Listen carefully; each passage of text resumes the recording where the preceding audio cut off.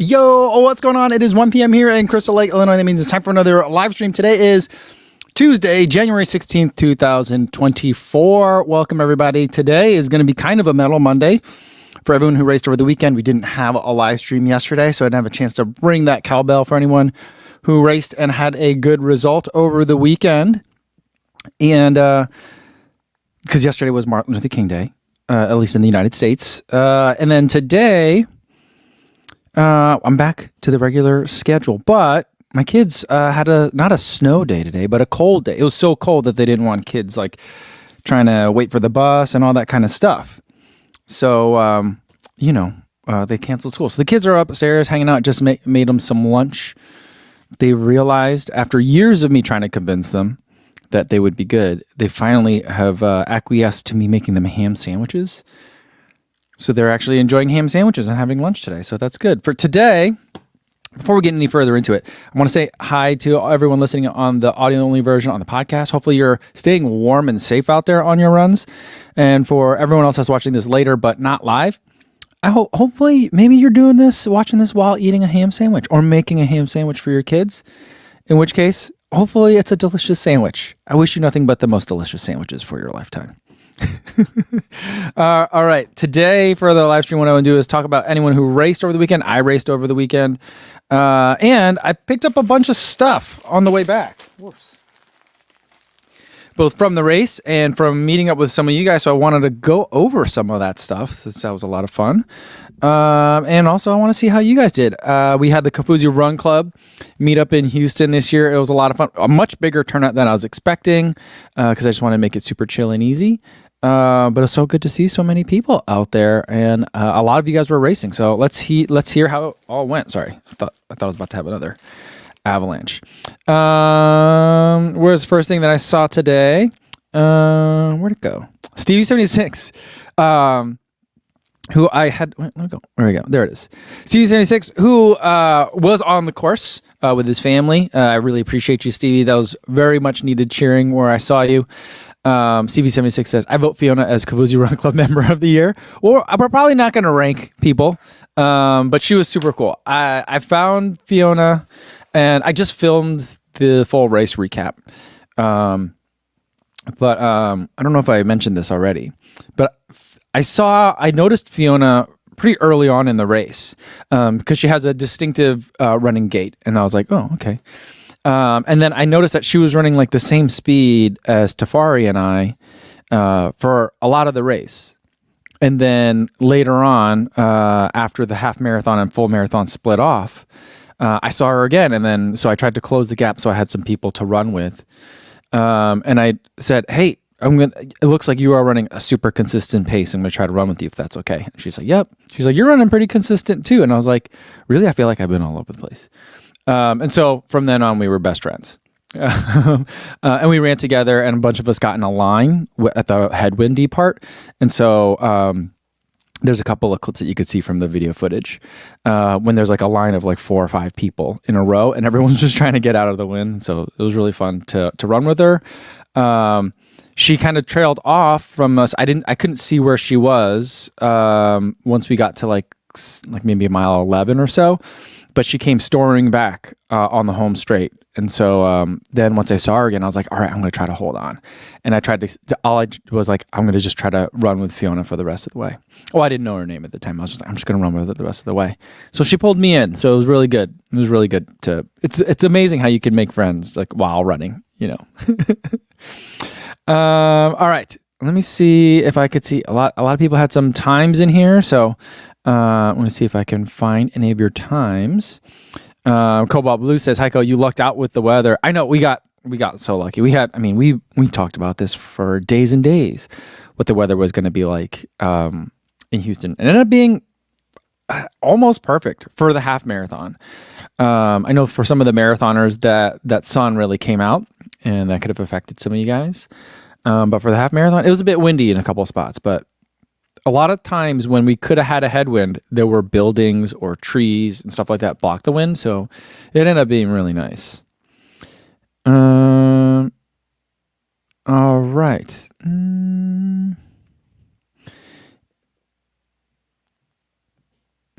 Frank Julio wants to know. So the big question that the race vlog didn't answer is how the Evos did.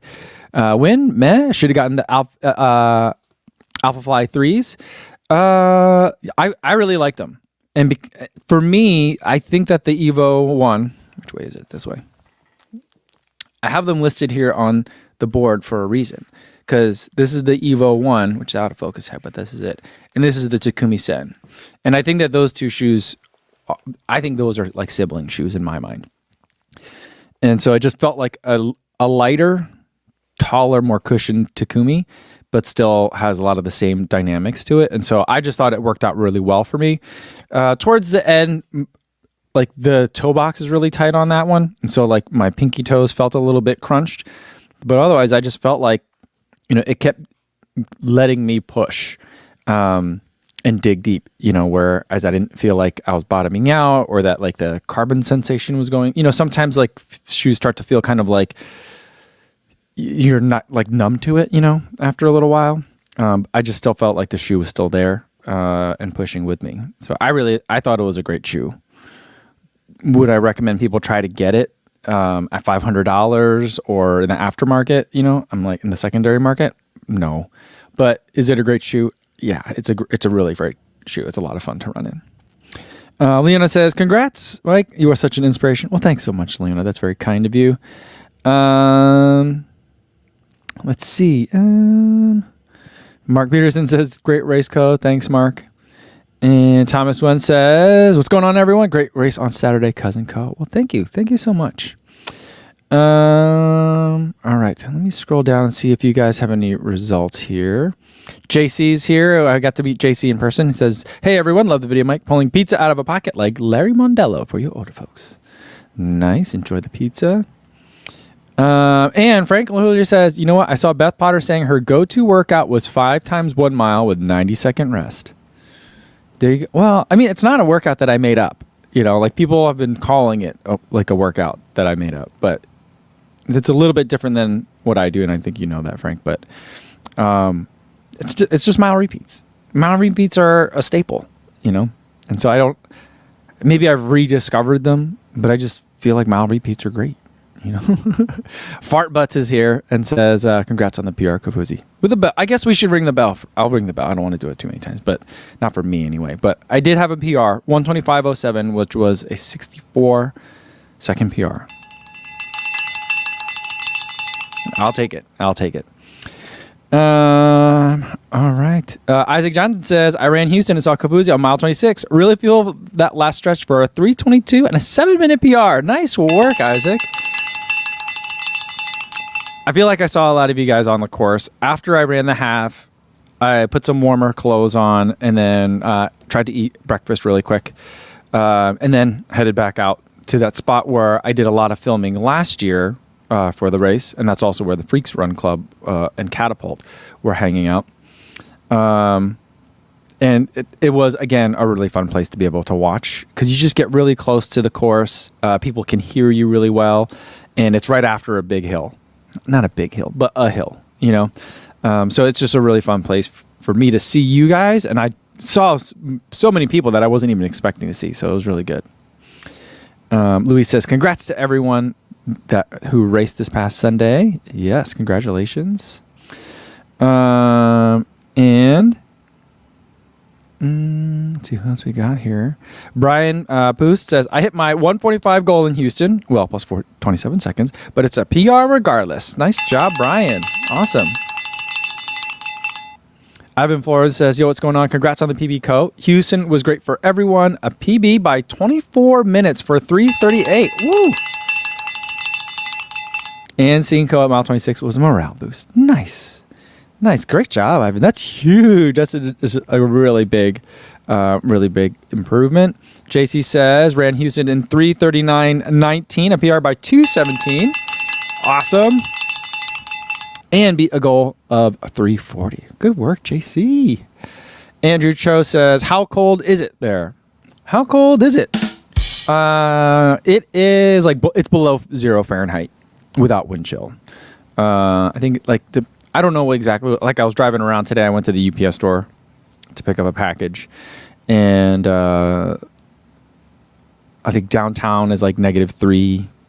Further out by the suburbs, we tend to be, the temperatures are always more extreme away from the city or farther from the lake because the water buffers temperatures a little bit. So we're probably like -5, at least during the middle of the day, not factoring the wind. So that's not a joke. It's cold stuff. I mean, I've experienced slightly colder, but not by much, you know. I mean, like, my wife is really big. There's a Facebook group for this subdivision.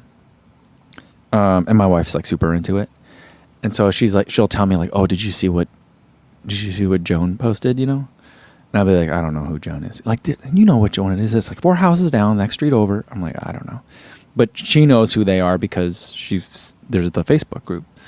And so people are talking about like, you know, some of their windows are getting frost on the inside. Some of the corners of their, like the walls of their house, like frost is getting through. And I'm like, whoa, boy, these are all relatively new houses. I don't know how that's happening. So like, you know, these kinds of temperatures are hard on infrastructure, you know. Midlife Runner says, Ayo, here for a Bell 30224 in Houston. It is not official to the KRC Bell. Well, here you go, Andrew. Great job out there. I know you were going for the sub 3, but a 302 is nothing to shake a stick at. And I feel like once you get into that range, it's just a matter of putting the right day together. You know how to train for it, you know? Congratulations, though, on a strong finish. Good job out there. Okay. Phil Ortman says, I'm sure I missed the memo, but what's the word on the new non-elite hat I saw in the race kit? So that's something that I've been keeping that a secret for a long time. Flores gave me that hat as a preview back when I saw him at Chicago. So I've had this hat for a couple of months. He wanted to work. I talk about it a little bit more in the race recap video, but it is a new non-elite hat. There's a couple of nice little Easter eggs in it for you guys. But it is designed to be like a 6-star chaser hat because on the underside of the brim are the names of all the cities. It's really cool. I like it a lot. That one I just followed up with Flores. It'll be available early March, I think, is what he said. So we got another month. It's still en route from the factory. And then it'll get to port. Then it has to clear the port and then get to Path Project. So he's thinking early March is when it'll come out. But I really like it a lot. I have an early sample and it worked out really well for me.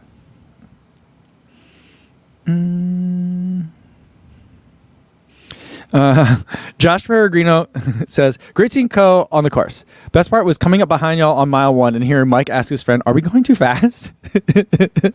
I never know if we're going the right, especially in the beginning of a race. I don't want to look at my watch. And it's hard to tell. It's very disorienting when you like start running with a group of people. So I don't know. And so, yeah, we were just trying to figure out pace. Tafari was running the whole full marathon, you know, and so I'm just like, I don't know if we're pushing it or not. So like, you know, for the first 5K or so, we were still settling in. But yeah, I mean, as much as I try to practice race pace and race effort, I'm still, you know, very insecure about it once we get to the race. Jason Jordan says, this is my first race ever and you did the half. Awesome. Great job, Jason. Hope you had a good time. All right. Oh, Martha's here, says on a plane about to take off. So just sending congratulations to all who ran Houston. Thanks, Martha. Rob DeGennaro says, I raced a 10-miler ending at Blue Point Brewery. Great time and had my second fastest 10 miles, so can't complain. Nice work, Rob. Great job. All right. JC says, the shakeout was fun, but we got scolded afterwards. Got a good shot of me at the end. Thanks. Yeah, there was an issue. I didn't realize this, but that park that we go to, you need a permit if 9 or more people are going to get together. And we weren't the only group that was there. There was another group there that had like a table set up, and they were doing a lot more stuff. And the rest of us just showed up. And we were out there afterwards buying coffees from the coffee cart, the truck that was there, and I didn't think we were bothering anybody, but the people at the park didn't appreciate people using the park, I guess. And so I don't know. They made us disperse. So we, he was nice. He could have been meaner about it, I guess, if he wanted to, but he was, I think, just trying to do his job. That just lets me know that for next year we'll have to think of something else. I really like that spot. The location is nice. It's easy for people that are downtown to get to. I think it's relatively easy for locals who are driving to get to as well. The only other option would be like Memorial Park, which is further away. It's about 3 miles from downtown. But then everyone that's local would have to like Uber or find some other way to get there, and I feel like that's a little bit harder. But I feel like, I don't know, the whole like needing a permit thing sounds weird. So just means I have to do a little bit more planning next time. But I'm glad that, everyone was cool about it and no one gave the dude a hard time. So I was proud of you guys for not getting too riled up about it. Tim Sim says, hey y'all, I think Tim had a PR this weekend as well. Congratulations on the 5K. It was a 5K PR, right? Tim says, hey all, hope everyone had a great time in Houston this past weekend. Glad to have met you and Ben Johnson at the end of the Shakeout run on Saturday as a representative of the Ginger Runner crew. Awesome. Well, thanks for coming out. Thank you so much.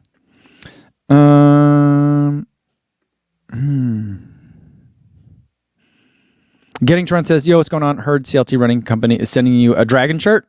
Told them they should have made you come in person. Congrats on the PR. Thank you. Thanks for the mention last week. Very nice surprise for later, but not live. Awesome. Well, yeah, they reached out to me, and they're going to send me one of the Year of the Dragon shirts. So I'm super excited about it. All right. Marlon Gaspar says, I ran a PR at the half at Houston, 1:23:11. Woo, that's speedy. The best was the feeling to be healthy again after missing Chicago due to a stress reaction. Well, congratulations, Marlon. Great job. Very fast speed. That's amazing. Daniel Burton wants to know if Fiona was 49. Normally, I wouldn't broadcast people's ages, but we finished the race, and she was like, I'm 56. And I was like, oh, okay, cool. That's awesome.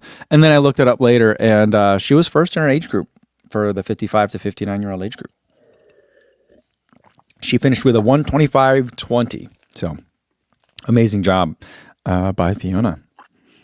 Patrick Smith says, congrats. Did you hit any gels or liquids on the PB? Yeah, I had 3 Science and Sport gels, which kind of felt like it would be a lot, but I ultimately feel like it was a good amount. I hit one at 5K, 10K, and then I forgot to eat the third one at 15K, so I had it maybe more towards like 17K.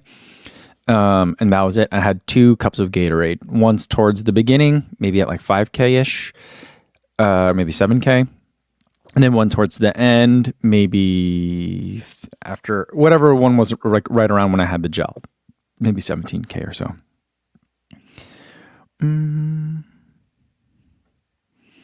Mark Del Combra says, this was my first marathon. The Shakeout was a blast, and it was nice to meet some of you. I was able to run 3:48:15. Woo! That is an amazing first marathon time. Great job. Tim Sims said they have an Arctic blast in Houston now, evoking trauma for plenty of us regarding 2021's disaster. Yeah, I mean, hopefully the grid holds up for you guys. Wouldn't want to see any of you guys go through that again. Fart Butts says, I PR'd at 1:46 for the half marathon. Nice work, Fart Butts. And Frank says, a lighter, taller, more cushioned Takumi. Sounds like a perfect shoe. It really does. It's great. It's a lot of fun because I just love the Takumi Sen so much.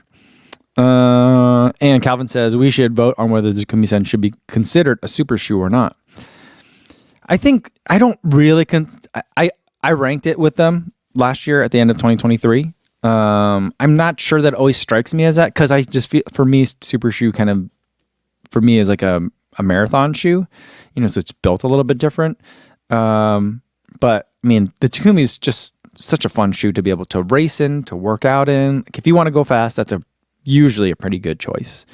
So I don't know. I'm not going to get too hung up over whether it is super or not. I know I love it quite a bit.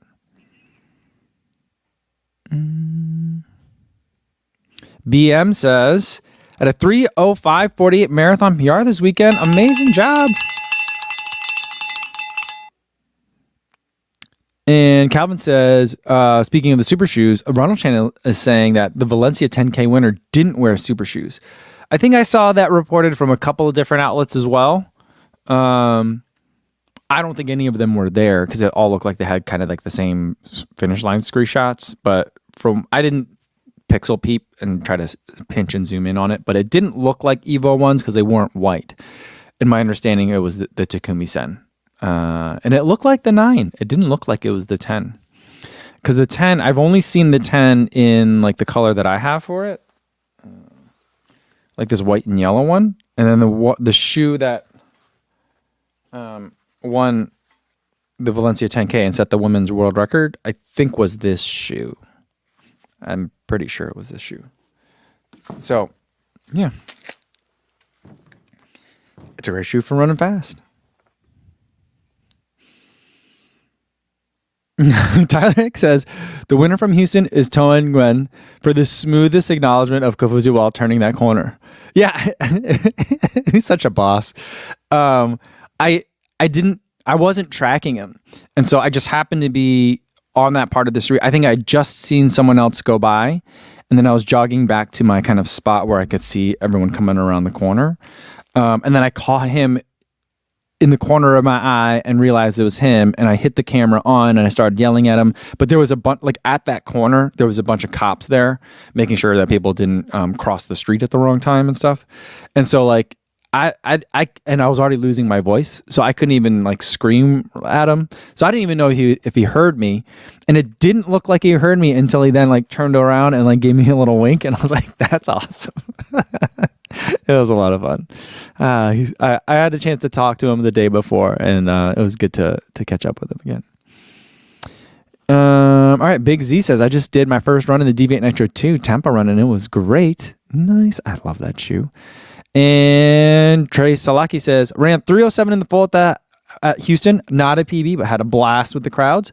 Running through the tunnel at mile 18 was awesome. Yeah, so congratulations, Trey, on the 3:07. That tunnel, I think, is right where Memorial Park is. I think like it runs over the tunnel. So that's where I'm thinking maybe we'll do the Shakeout run next year. I don't know. That's where Farah had recommended we do it. Farah's been coming to the Houston Shakeouts since I've had Houston Shakeouts. And she's always been very helpful for helping. She's local, so she helps me navigate a lot of stuff in both. She knows in Houston and Austin, so she's been helping me with a lot of stuff.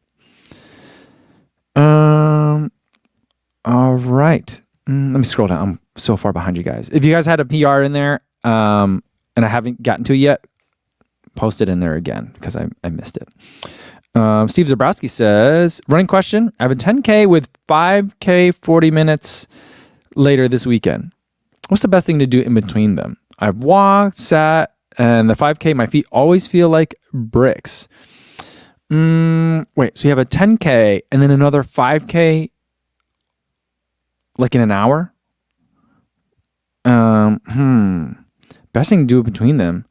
I don't know. If it's just an hour, I would just stay warm. I would try not to sit. I wouldn't really do any kind of warm up or anything like that. If I'm reading this right. Yeah.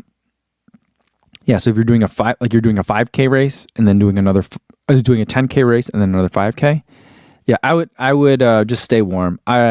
If it was longer than 45 minutes, I would say like take your shoes off and relax for a minute. But I'd just say just stay in race ready mode. That sounds like a gauntlet. Oh boy.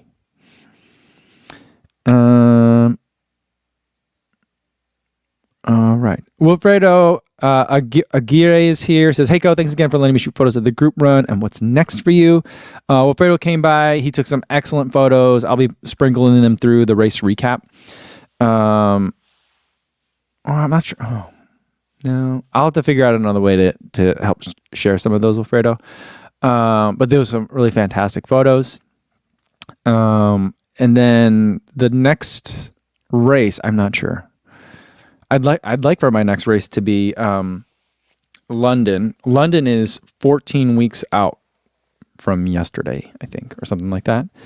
So there's still time to kind of like train for a marathon, but because I'm in pretty good fitness right now. I'm recovering well. I feel my legs are very sore. A little bit different soreness than I get for a marathon, which makes sense. But I'm kind of not familiar with it. I'm like, what's going on here with my quads? But we'll have to see if I can get that sorted out. I'm working on it now. It's been something that I've been kind of like procrastinating, trying to figure out until after Houston. And now it's after Houston. So I guess I got to figure that out. I got an email from USATF, the Masters division, and the Indoor Masters Championships is in Chicago, but it's in March, late March, I think. It would be like the week before. No, is it in April? I just remember looking at it and being like, oh, that's like right when I would start tapering. But there is a regional Midwest USATF Masters indoor track meet in Indianapolis in February. So I'm kind of thinking about whether or not I want to do that. I think it'd be fun to try and do an indoor mile. Fun's a weird word for that.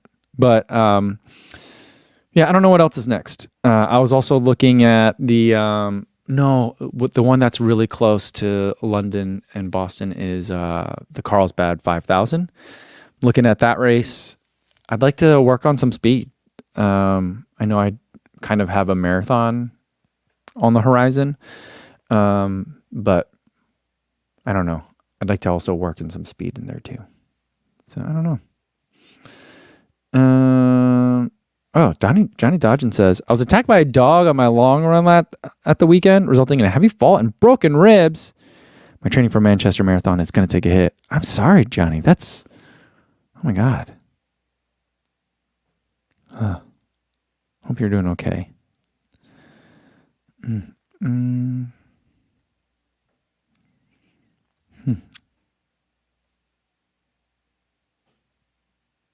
Andrew Scott says, "Co, have you run in your snow G's yet? You mean is that what the goggles are called that I got from Gooder?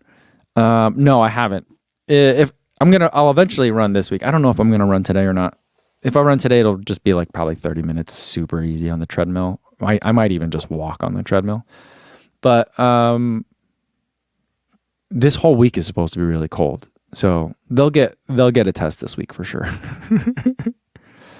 And Videos wants to know, I got to meet Videos this weekend too, which was cool. Video says, would you run Adios Pro Evo 1 in a full marathon, Co? I don't know that I would. There's just something about it. It starts to feel harsh a little bit underfoot. And I'm worried that thing that happens to my foot sometimes where it feels like there's a rock in my shoe, I feel like that was starting to happen. So like it also doesn't give me the kind of pop that I like for a marathon shoe. For a marathon, I probably would pick the Adios Pro. If I had to go with an Adidas, I would pick the Adios Pro for the marathon over the Evo 1 for me personally. For a half marathon, Evo 1. For half marathon and down, Evo 1. I think I would run in the Evo 1 even down to a mile. Unless it was a track mile, then I might get a spike. But if it's anything on the roads, I would run in the Evo just because it's so light. But for the marathon, it didn't give me like the squish dynamics that I want. Does that make sense? I don't know if it does.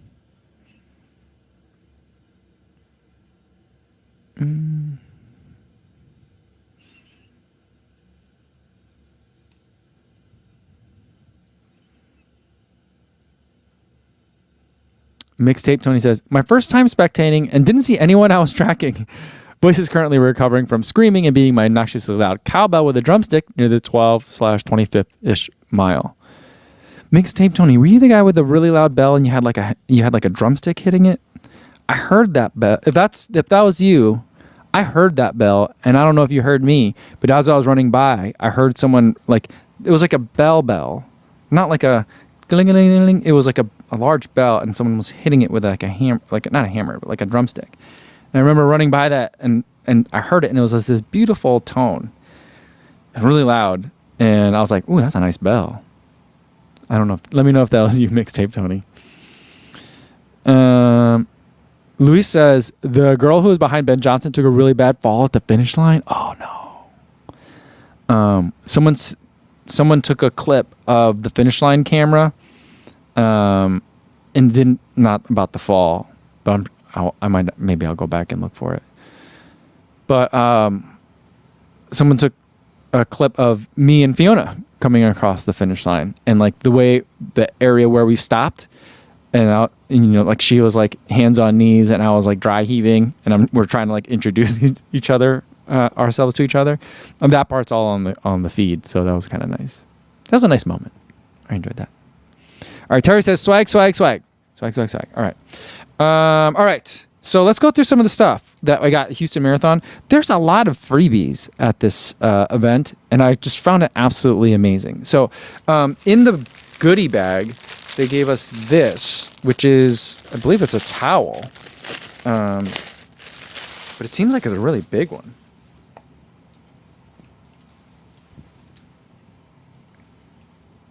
Yeah, that's like beach towel size.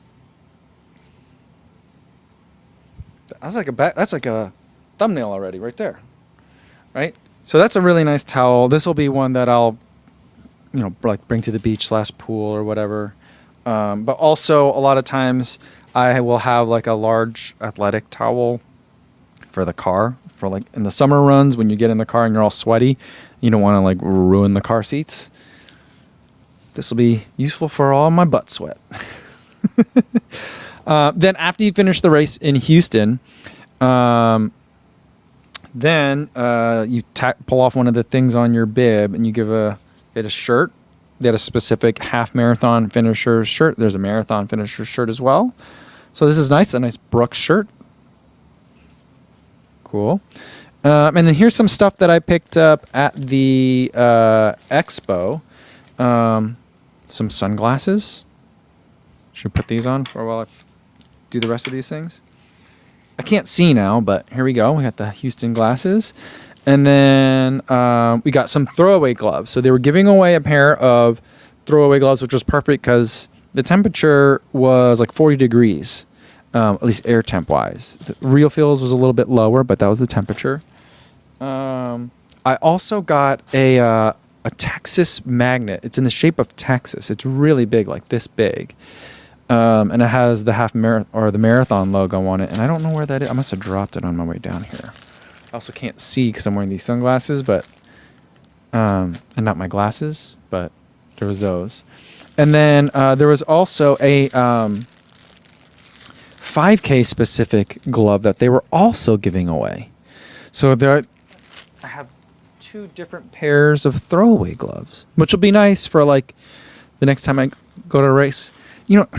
I've only thrown away gloves once of all the racing that I've done. Other times I either take the gloves off and put them in a pocket, or I leave them on the whole time. But if I ever did need throwaway gloves, now I got 2 pairs. But realistically, what's going to happen is my kids are going to take these. But we got some of those, so that's nice. And then I usually don't buy stuff at the expo, but I did pick this up. I saw my friend Martinez Evans. He had a booth there. He was selling his book and selling apparel and stuff. And I thought I'd pick this one up. I thought the design was amazing. It's like just like a regular shirt, heavyweight. I'm really liking like heavy cotton. And so this is for the Slow AF Run Club. Just nice and simple. Love the design. Something I could wear in a lot of situations. For me anyway, since I don't have like a regular job. So I picked one of those up. So that was pretty cool. All right, couple more things. I got to take these off. That I picked up. Hold on.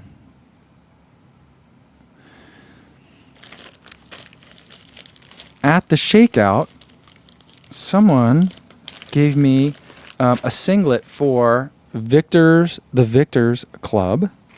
The singlet is really quite pretty.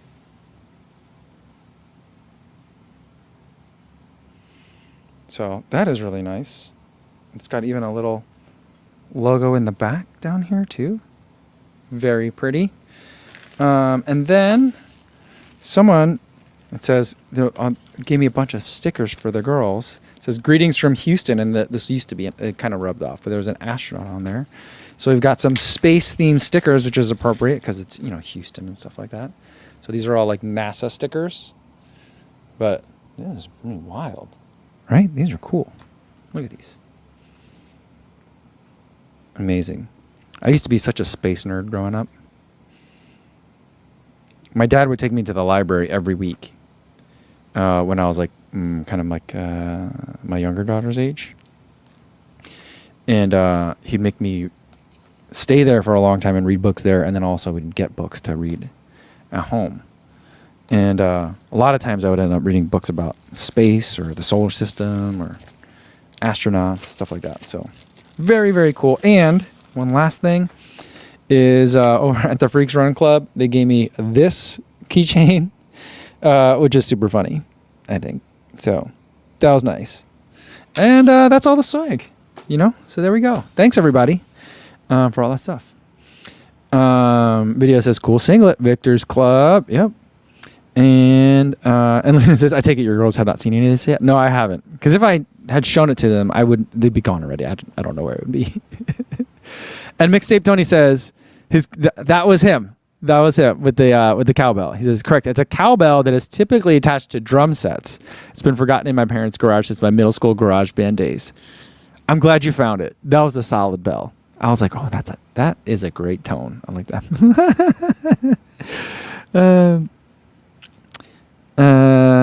All right. And Baldy's here. He goes, yeah, this keychain is Baldy. So Baldy says, that's my face on the keychain. Yeah. So Baldy had invited me out to a Freaks Run Club of a Shakeout run on Friday, but it didn't start till like 7:15, and I'm like, that's too late for me. I can't do that. So I was glad I was able to meet up with them and connect. And then they hosted me over at the cheer station after the race. So it was really fun. Very hospitable. Thank you. And JC says, no mug. Is that only for the full? It's a glass beer stein kind of mug. I have one from when I ran it in 2020, but I don't think that's for the it's not for the half. I think only if you run the full. But yeah.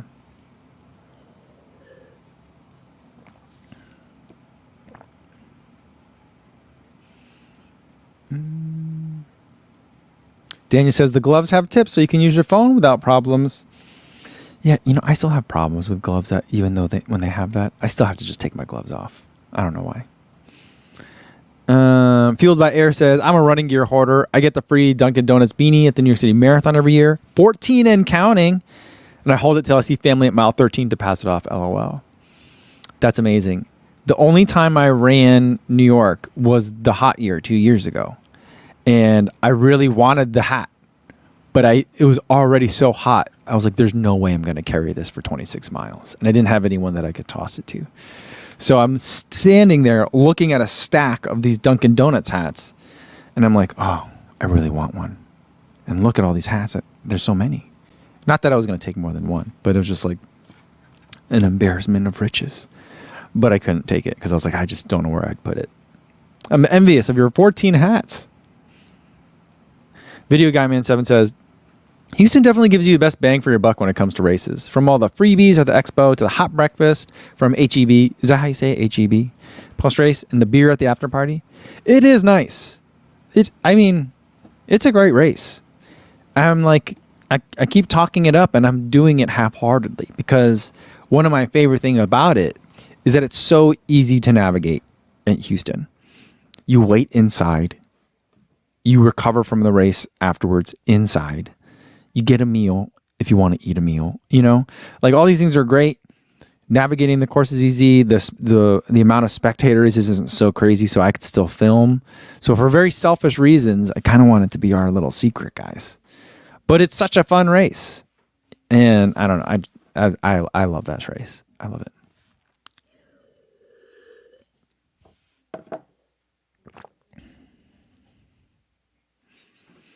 Mark Peterson says, as far as throwing away gloves, I did it twice, he says. CIM 22 and New York 23. But they were gloves that already had a bunch of holes, so no loss to me. Okay, there we go. I could see it.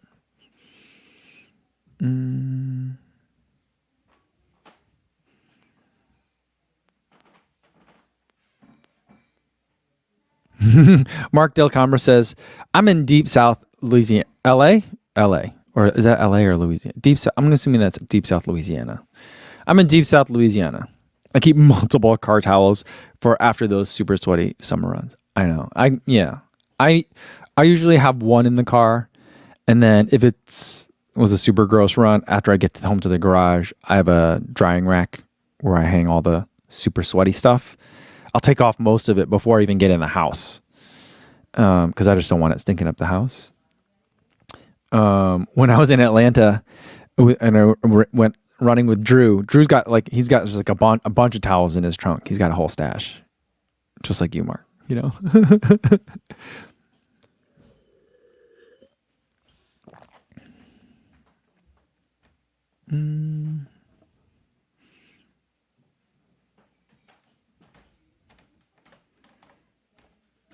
Frank Lahullier says, I tossed my arm sleeves and a buff I was wearing to cover my ears last marathon.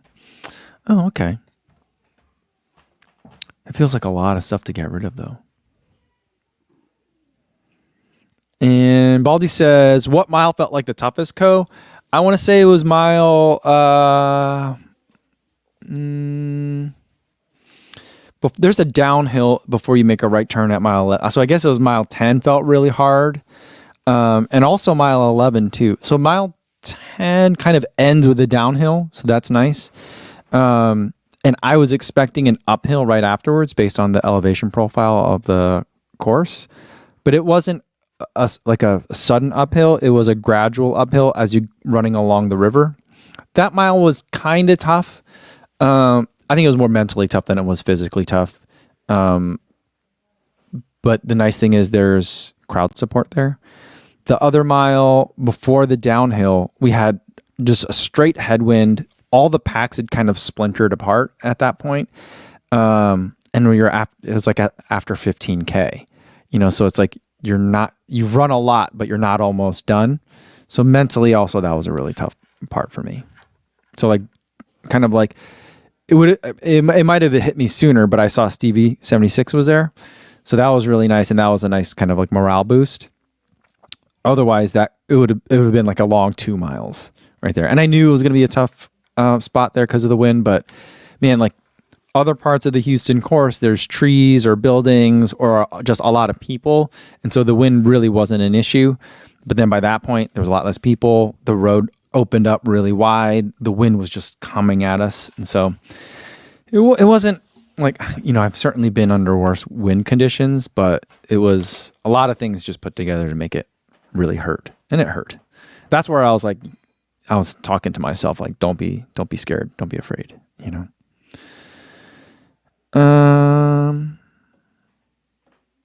Okay. Mark says, the last name is like welcome, but with a D at the front. Okay. Delcom. Okay. Delcom. All right. Thank you for letting me know. Sorry about that. Mark says, lots of silent letters in my name. And yes, I'm in Louisiana. Okay. That makes sense. So Delcom.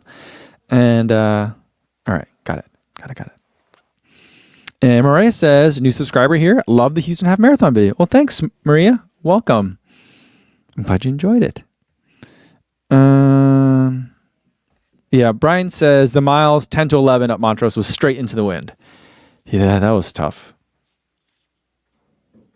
I really wished we had a nice big pack at that point, but we did not. There was like 2 or 3 of us. It kind of came and went. I don't know. Mentally, my brain kind of shut off. I don't know where I went, but I was not focusing on the race. And I don't really have a lot of memory of it. I just remember it being really painful. Tim says, I think I know that part. The uphill after the downhill is challenging, especially since most of the course is flat. Yeah, for sure.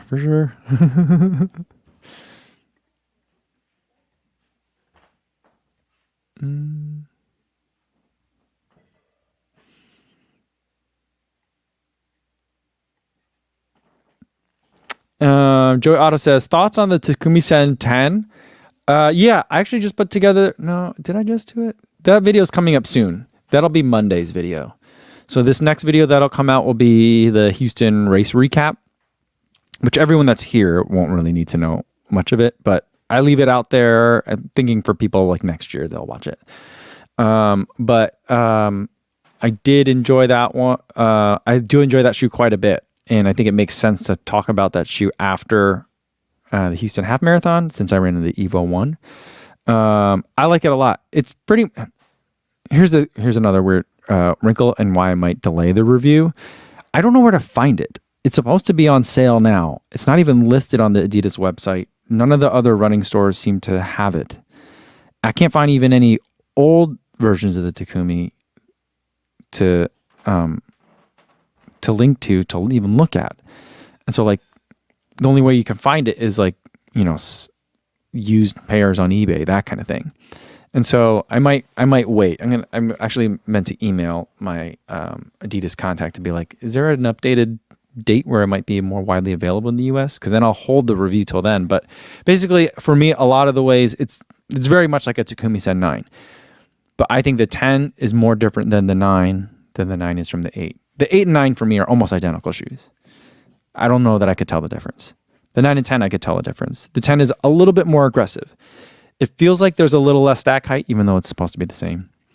The best way I could describe it is it just feels like they shortened the shoe and put more rubber in the front, because it just feels like it's a little bit more dense, and I feel like I'm hitting rubber outsole more. I don't think that's the case. I just think, I know they told me, I interviewed a product person about it.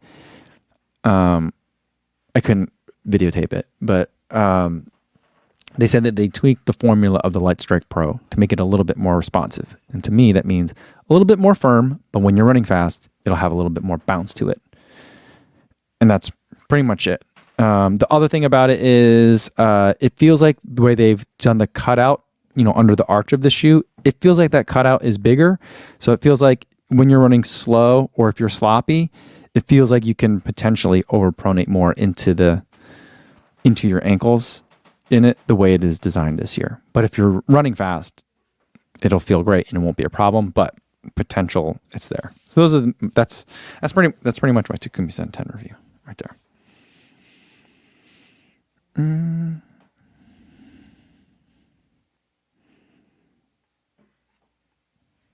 Matt Byer says the Adidas site doesn't have the Supernova Rise on sale yet either. Really? Yeah, I'm going to wait then. I'll probably wait on the Takumi Sen review, because those are like the two shoes that I'll talk about the most in that video. Daniel Byrne says that Running Warehouse has it though. Oh, okay. Well, if they have it, then I'll probably put it up there.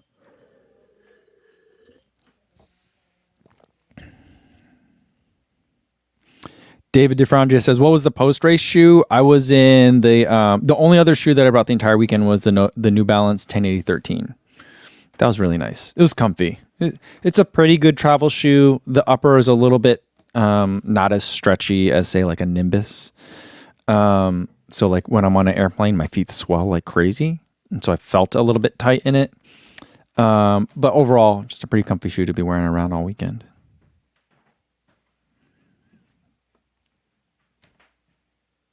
Go Running with Oliver says, the wind killed my spirits for the full.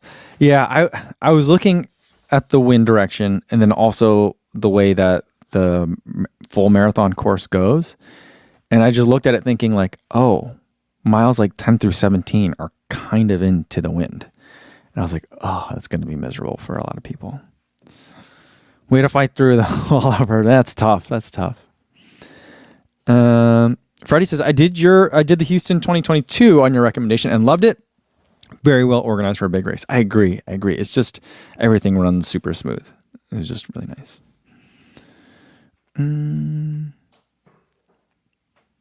Okay. TGI Bride says, Running World does have the Takumi Sen 10, but only in size 7 and 11, apparently. Okay. Interesting.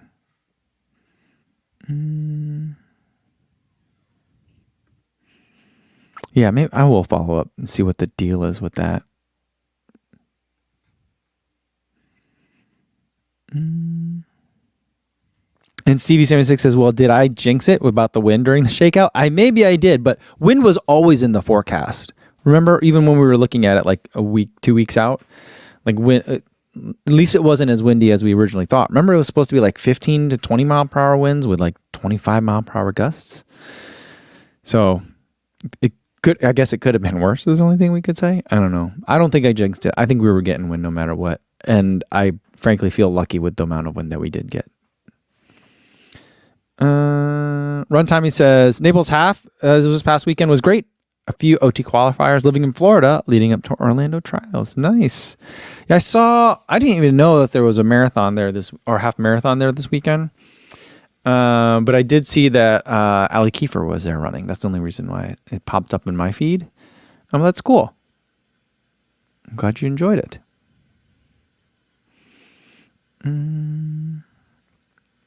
EDG says, what's your favorite pair of running gloves for single-digit temperatures? For single-digit temperatures, I'm assuming you mean Fahrenheit, then I usually go with snowboarding gloves. I don't remember the name of the brand that I have, but they're giant mittens. They go down to here. There's like a big skirt on it, so it comes over your cuff, so that way snow can't get in it while you're snowboarding. But I wear those, and then I'll still put hand warmers inside. And sometimes, where'd I put them? My regular running gloves, the thin ones, I might even do that as a base layer. So I might have 2 sets of gloves. My hands get really cold really easily. And so, there'll be times like I've run with Thomas from Believe in the Run, and he's been telling me about like the Tracksmith gloves, and I'm like, there's no way I can wear that. If it's under like 30 degrees, I can't wear those. Those are not going to be good enough. And he goes, really? I wore them in like 20-degree weather, and my hands were sweating at the end. And I'm like, my circulation is just different. My hands just get cold. So when it gets that cold, I like snowboarding gloves, mittens. Frank says the Houston course is like a figure 8. How does that work? Well, it kind of comes down, right? And then it went down and then up, and then it comes over. There's like a long diagonal part where it goes northwest. I didn't study the full marathon course, but I remember looking at it. There's like a long northwest stretch where it just kind of like shimmies all the way up to go north, and then it comes back down southeast. That's when I went. That's when I was thinking the headwind's going to get to people. D0 Aperture says, have you tried electric hand warmers, or do you prefer the one-use ones? I would love it if electric hand warmers worked, but they do not get warm enough for me in the temperatures when I need hand warmers.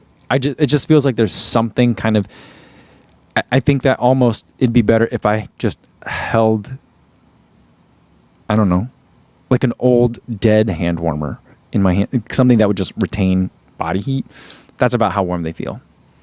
They don't feel warm enough for me. I've tried reusable ones as well. Same problem. They just don't get hot. The problem with both the electric hand warmers and the reusable ones is they're also really big, like 2 to 3 times as big, and they don't give up as much heat. I don't love the fact that they're disposable, but they do the job. Really small, really warm for a very long time, Daniel Burton says, is the course mostly flat? Yeah, it was much flatter than I was expecting it to be. And I had run the full, but 4 years ago at this point. And I remember there being some hills. I don't feel like I noticed hills hardly at all, except for I noticed the slight uphill in like mile 12. And then at the end of that, right before you get downtown, there's a little hill. And then you're in the home stretch, But for the most part, I can't really envision much flatter courses.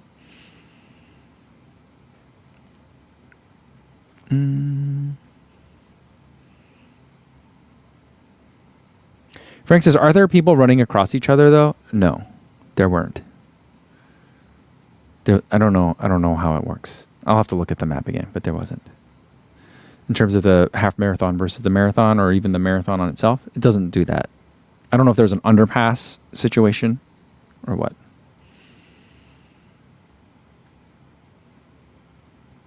And C-Town Fan says, were you happy with your time?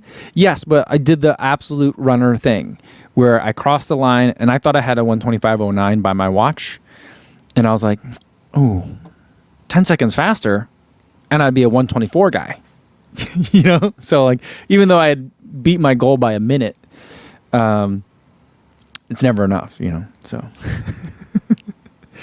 All right. We'll do this one, and I got to get going for today. I got another phone call. I feel good about myself. I feel like I've been scheduling calls for after the live stream and not forgetting them. I used to schedule a lot of calls after a live stream and then forget them. I'm remembering them now too, but I also just like the workflow of doing a call after live stream because I'm already down here and I'm set. But Joey Otto wants to know, how do you stay motivated during winter marathon training for spring races? Man, it's hard. I mean, I'm lucky because I like running in the cold. I get motivated by setting a new cold weather running PR. I just like stuff like that. I'm not trying to do a cold weather contest with anyone because there's certainly people that run farther and longer and faster in colder weather, but I just enjoy it. The